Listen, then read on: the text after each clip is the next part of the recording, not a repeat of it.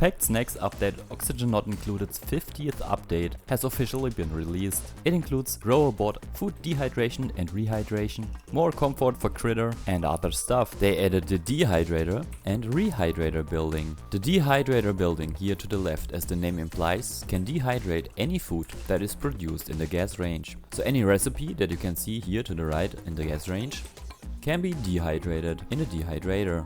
In order to dehydrate any food, you will need 12 kilograms of plastic, 250 seconds of runtime, and you will extract 6 kilograms of liquid. You will gain 6 kilograms of dehydrated stuff that the duplicants have to manually take out of the dehydrator. Okay then. And of course, we do have crashes again. More than usual. So here we are back again. The dehydrator, when running, uses 20 grams of natural gas per second and emits 5 grams of carbon dioxide per second. You can just feed it in via a pipe, the same as with the gas range. The dehydrator building does not use any power. When the food is finished dehydrating, a duplicant will come by, empty out the machine, but you can't really see it because the horrible red symbols are already above the progression bar. And here we are back again. When dehydrating the food, the building will drop a lot of water, which is why I placed the mesh tiles below that. You can even use the water that is dropping down and recycle it in your rehydrator, because the rehydrator building needs a water input. Every time the dehydrator is used, it will make lim, could you not? Every time the dehydrator is used, it produces 6 units of dehydrated food. The rehydrator on the other side uses 60 watts of power, has a water input, can store a bit of food inside of it, and is only used by the duplicants when they actually want to eat. You can't set it to a high priority and expect the duplicants to come by and rehydrate some food. It is not a task that they normally do, only when they want something to eat. It is not clarified how much water the rehydrator needs to rehydrate food, but the rehydrator can store up to 20 kilograms of water, and I disconnected the water pipe now. Now let's wait for a duplicant. Okay, it is still not clear how much water they need to rehydrate the food. Dehydrated food can now be stored in storage bins. There's now the dehydrated tab for that. If your duplicants eat the rehydrated food, first off, they rehydrate 1 kilogram of food and only get 156 grams of mushroom quiche for that. Weird. Which should give them exactly 1000 kilocalories. Which it did. Besides that, eating rehydrated food will give the duplicant a slight debuff. We can see that it was a superb meal with plus 16 morale, but 8 rehydrated food is minus 1. There's now the storage tile building, which can be used as floor or wall tiles, and they're now included that you can set the maximum kilogram with this slider here. The storage tile, as the name implies, can be used as storage once you set the filter for it. Set the filter to dirt, for example, set it to 517 kilogram and wait for the duplicant to activate the filter manually. Once the thing has been filled up, the green little circle implies that the building is now full. If we increase the kilogram again, we see that we now have and there it is again. Besides the storage type building that can be used in different applications or just to have the materials handy when you need them, there is now also the BioBot Builder Story Trade. The BioBot Builder Story Trade can be activated under story trades in each normal game that you start when you set your checkmark to this BioBot Builder here. It implies that you can use them to rescue your duplicants. The BioBot Builder Story Trade has a skill The BioBot Builder is I deleted all BioBots and sweepies. Now let's see if this game still crashes. Hopefully not.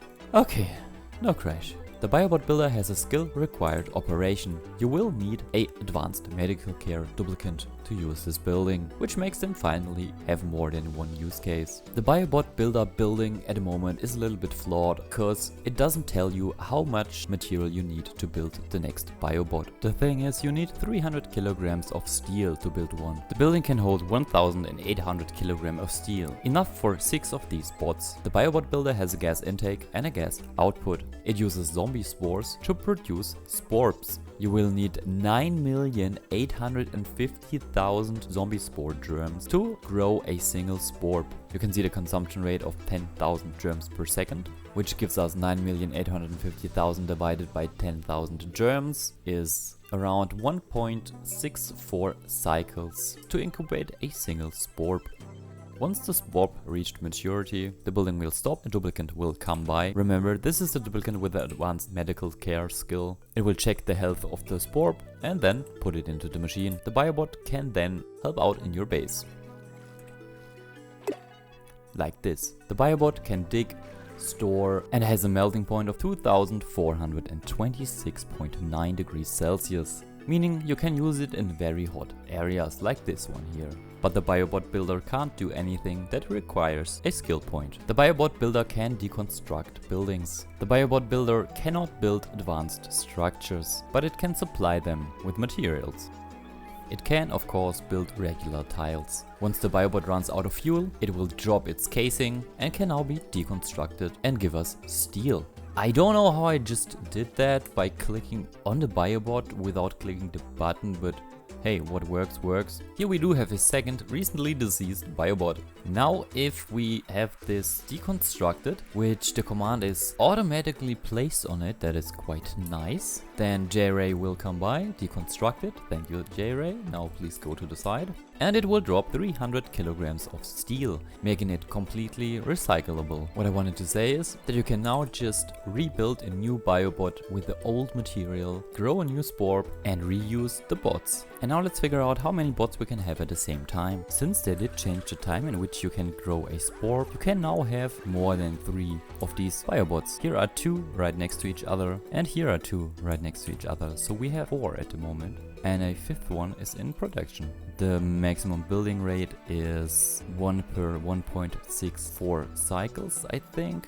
And each one of those needs 30 watts per second. The BioBots start with 1800 kilojoule, meaning 180,000 joule. A joule is a watt times second, meaning 180,000 watt seconds divided by 30 watts per second equals 6,000 seconds. Divided by 600 per cycle, meaning we do have 10 cycles worth of one BioBot, and we can produce one each 1.64 cycles if I remember correctly, which should give us around 6. You can have 6 of those at the same time running throughout your base, if you have the maximum input of spore kits. Let me tell you what I think of the new BioBot. Jokes aside, at first I thought they were quite useless, but now that you can deconstruct the old husk and reuse it to construct a new BioBot, which only needs a little bit of power for the 2 pumps and a few of the spore kits to refuel it, you can replace up to 6 duplicates of labor in a certain radius, of course, because if you have to transport them too far, it is not really worth it, but they are quite helpful now. Still, they can't do most of the stuff that a duplicant can do. Hello there. Rovers and BioBots are now listed in the Errands tab, as you can see here. They added a story trait sandbox tool here to the down right, which lets you add story traits to existing save files. But you can only place down those that you're not already having in your save file. They added the critter Condo to the game, which also now has a positive decor. The critter Condo gives a +1 happiness buff to the critter. When clicking on a wild critter, you can see that by the cozy buff, giving +1 happiness for a whole cycle. For a tame critter, you can also see it by the cozy status effect and down here in the happiness tab, giving you a +1 happiness buff. The same thing now exists for aquatic critters. Here it is called a water fort. It will also give a positive decor value and the cozy effect of +1 happiness to your Pacu. And even your poke and sani shells and so on. But why give us even more happiness boosts to our critter? That is because they changed the states of happiness from 2 to 4 for the critters. The 4 critter states are now happy with 4 or more happiness. This gives you a 900% increase in reproduction rate. Satisfied 0 to 3 with no additional effects. Glum, anything from -1 to -9, giving a decreased metabolism of -80%, and miserable, 10 or lower, a decreased metabolism and a reproduction rate that is 0%. This here, for example, is a Draco starvation range. All the excess Dracos that I have are dumped here in form of eggs. Of course, they're not very happy. Let's check that out, starting with the miserable mood. Here we do have a Draco that has the mood miserable, giving a minus 80% critter metabolism and a reproduction rate of 0. Checking out the happiness, we are at exactly minus 10 at the moment. Anything that is 10 or below will give you the miserable mood state. We get plus 1 from cozy, minus 1 from being tame, and minus 10 from starving. I added one more glossy Draco to get this Draco here to the glum state. Since the room is now crowded, we get minus 1 happiness per critter that is too much for this room, giving us a happiness of minus 1. And minus 1 up to minus 9 is the decreased metabolism of minus 80% metabolism, not influencing the reproduction rate, which is a standard 1% for a Draco at all. If I remove this glossy Draco again, let's check out this Draco here. It is now in the mood of satisfied. Satisfied is a happiness level of 0 up to 3, like this here, and giving no additional effects. Neither a production rate increase or decrease, nor a decreased metabolism. If we would groom them or feed them with the newly added critter fountain from last update, then the critter would change from the mood of satisfied to the mood of happy. Rich Phillybob here grooming our lovely Draco, which was the starving one, so this is not a good one to compare it.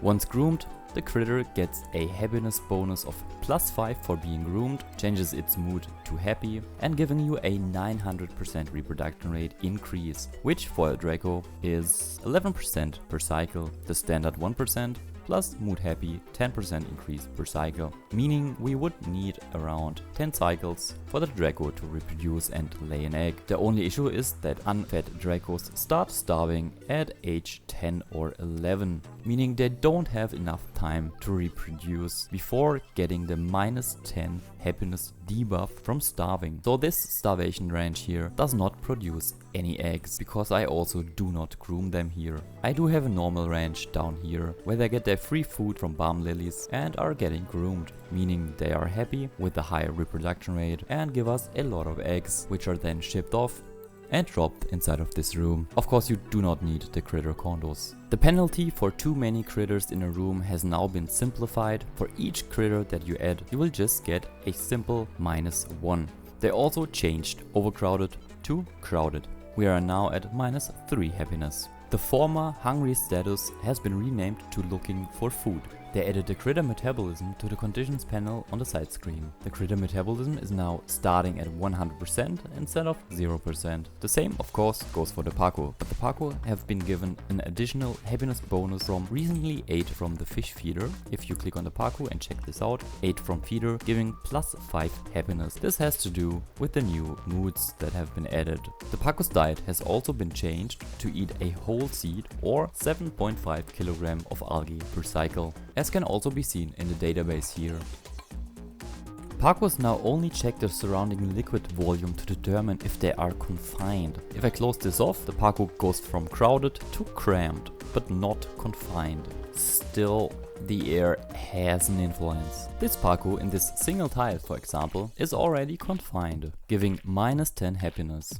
This Pacu here on the other side, inside of this open door, in a room with 8 liquid tiles, is only crowded, giving minus 1 happiness, probably because of the eggs. Check this again. Yes, now the Pacu is satisfied. This Pacu here is also confined, with minus 10 happiness, just like the Pacu here to the right. So it really only depends on the amount of liquid tiles. Pacu is now satisfied. So why the doors exactly? Pacus are no longer considered confined while indoors. Pacus that are flopping around without any liquid are now also considered confined. So you cannot abuse this for your farms, I guess. Many solid storage buildings now can also store medicines. The storage tile can store medicines as well, and even a conveyor loader can store medicines. They added new animations to the molecular forge usage. They added sound to the light sensor. I'm not sure which sound they do mean though. Maybe this. They fixed a lot of things, of which I find most notable. The element filter for the critter feeder now works properly. You don't have to click this 5 times for selecting the dirt for different critter. The kiln now has a progression bar. Yeah, more bars and symbols. I consider this totally unnecessary because it doesn't need any duplicate input and just messes up your screen even more. They added more cosmetic skins to the supply closet. Several starvation ranches still do work fine if you do groom your critter, or if you groom and feed them and then throw them inside of another room. Pacus though, well, they do seem to need a new approach. Most of the other important update notes have already been covered by my previous video, so check that out if you want to know more about this. And there we do have it again. Every time the freaking BioBot walks by the Rehydrator, my game crashed so far. Thank you, game. And now to a few of your questions. Since Pacu now